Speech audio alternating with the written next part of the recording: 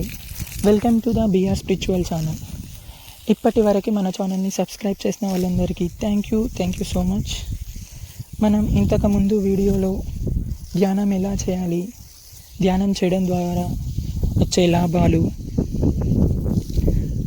అలాగే ధ్యానం ఎందుకోసం చేయాలి అనే విషయం గురించి తెలుసుకున్నాం కదా. మనం ఈరోజు తెలుసుకోబోయే అంశం ఏమిటంటే, ధ్యానం చేస్తున్నాం కానీ ధ్యానంలో శక్తి ఎలా వస్తుంది, అది తెలుసుకోవడం ఎలా అనే విషయం గురించి మనం ఈరోజు తెలుసుకుందాం. మనం ధ్యానం ఎలా చేయాలంటే, ప్రశాంతంగా కూర్చొని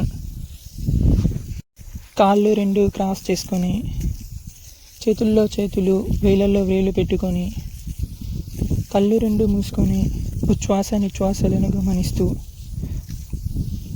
ఎలాంటి ఆలోచనలు లేకుండా శ్వాసను గమనిస్తూ ఉండాలి. అలా గమనిస్తూ ఉన్నప్పుడు మనం శూన్య స్థితిలోకి వెళ్తామని తెలుసుకున్నాం కదా.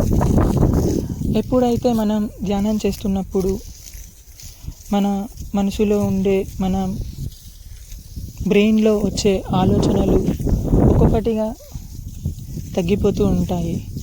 అలా తగ్గిపోతున్న కొద్దీ మనం శూన్య స్థితిలోకి చేరుకుంటాం అని మనం తెలుసుకున్నాం కదా. అలా మనం ఎప్పుడైతే శూన్య స్థితిలోకి చేరుకుంటామో అప్పుడు కంప్లీట్గా మన ఆలోచనలు తగ్గిపోతాయి. తగ్గిపోయినప్పుడు కాస్మిక్ ఎనర్జీ అనేది బ్రహ్మరంధ్రం ద్వారా మన శరీరంలోకి వస్తుంది అనే విషయాన్ని తెలుసుకున్నాం. అలా వచ్చే శక్తి ఎలా తెలుస్తుంది మనకి అంటే, ఇప్పుడు సపోజ్గా మనం బాగా ఆకలి వేస్తుంది, బాగా ఆకలి వేసినప్పుడు అన్నం తినాలి. అన్నం తిన్న వెంటనే ఏమవుతుందంటే ఆకలి అనేది తగ్గిపోతుంది. అది ఎలా తెలుస్తుంది అంటే, మనం ప్రాక్టికల్గా ఎక్స్పీరియన్స్ చేస్తాం. అంటే తిన్న వెంబడే ఇంకా మన కడుపు నిండిన తర్వాత అరే ఆకలి లేదు మనకు అనేది మనకు తెలుస్తుంది. అలాగే ధ్యానం చేసేటప్పుడు మనం శూన్య స్థితికి వెళ్ళినప్పుడు కాస్మిక్ ఎనర్జీ అనేది మన లోపలికి ప్రవహిస్తుంది. అలా ప్రవహించిన ఎనర్జీ అనేది మన శరీరంలో కణంలోకి వెళ్తుంది. అది ఎలా తెలుస్తుంది అంటే, మనం ప్రాక్టికల్గా ధ్యానం చేసిన తర్వాత ఆ కాస్మిక్ ఎనర్జీ మన బాడీలోకి వెళ్ళాక ప్రశాంతంగా, పీస్ఫుల్గా, ఎలాంటి ఆలోచనలు లేకుండా హాయిగా, సంతోషంగా అనిపిస్తుంది.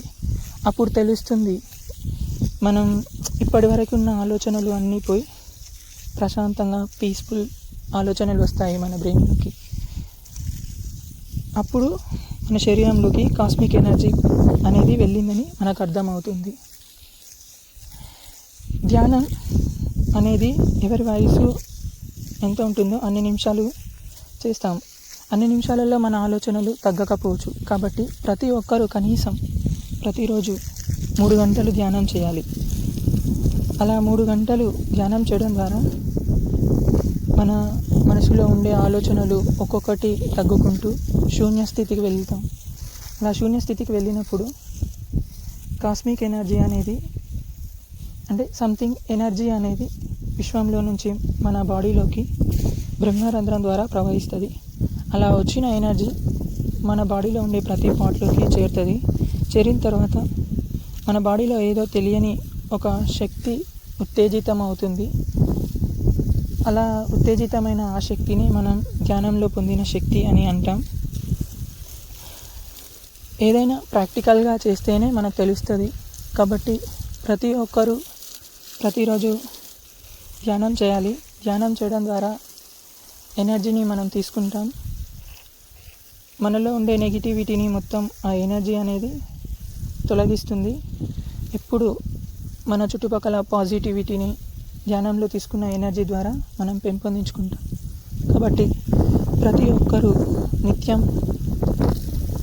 వారి వయసు ఎంత ఉందో అన్ని నిమిషాలు రోజుకు కనీసం 2 సార్లు ధ్యానం చేయాలి. ఇంకా మనం ధ్యానంలో ఎక్కువ ఎనర్జీని తీసుకోవాలి, ఎక్కువ పాజిటివిటీని, మంచి ఆలోచనలను, బాధ దుఃఖం నుంచి మనం విముక్తి పొందాలి అంటే కనీసం రోజుకి 3 గంటలు ధ్యానం చేయడం అవసరం. అలా ధ్యానంలో వచ్చిన శక్తిని మనం అద్భుతంగా నిత్య జీవితంలో ఉపయోగించుకోవచ్చు. కాబట్టి ప్రతి ఒక్కరూ ప్రతిరోజు తప్పక ధ్యానం చేద్దాం. Thank you friends. Thank you so much.